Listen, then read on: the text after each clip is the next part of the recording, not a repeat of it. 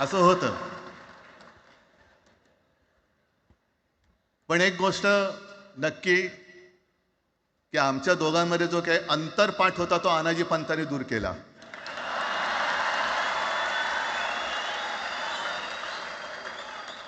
आता अक्षता टाकण्याची काय तुमच्याकडनं अपेक्षा नाहीये. एकत्र आलोय एकत्र राहण्यासाठी.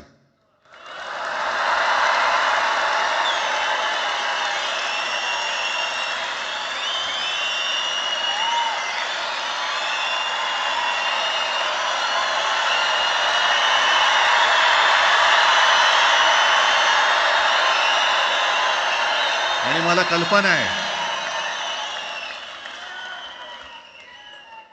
आज मला कल्पना आहे की अनेक बुवा महाराज हे बिझी आहेत. कोण लिंब कापतंय, कोण टाचण्या मारतंय, कोण गावी जाऊन अंगारे दुपारे करत असेल, रेडे कापत असतील. त्या सगळ्यांना सांगतो, या सगळ्या भोंदूपणाविरुद्ध माझ्या आजोबांनी लढा दिला होता आणि त्यांचे आम्ही वारसदार म्हणून तुमच्या समोर उभे ठाकलेलो आहोत.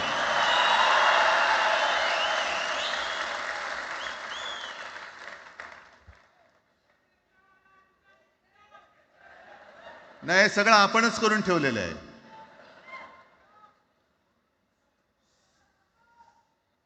भाषेवरनं जेव्हा एखादा विषय निघतो तेव्हा तो केवळ वरवरचा धरून चालणार नाही. मधल्या काळामध्ये अगदी दोघांनी, म्हणजे मी काय, राजनिक आणि आपण सगळ्यांनी या नतद्रष्टांचा अनुभव घेतलेला आहे. वापरायचं आणि फेकून द्यायचं. आता आम्ही दोघं मिळून तुम्हाला फेकून देणार आहोत. आजपर्यंत वापर करून घेतलात.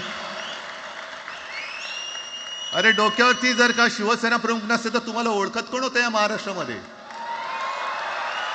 कोणत्या भाषेत बोलत होतात? अगदी राज, तू सगळ्यांची शाळा काढली. मला एका प्रश्नाचं उत्तर पाहिजे, मोदींची शाळा कोणती? सगळ्यात उच्च शिक्षित आहेत.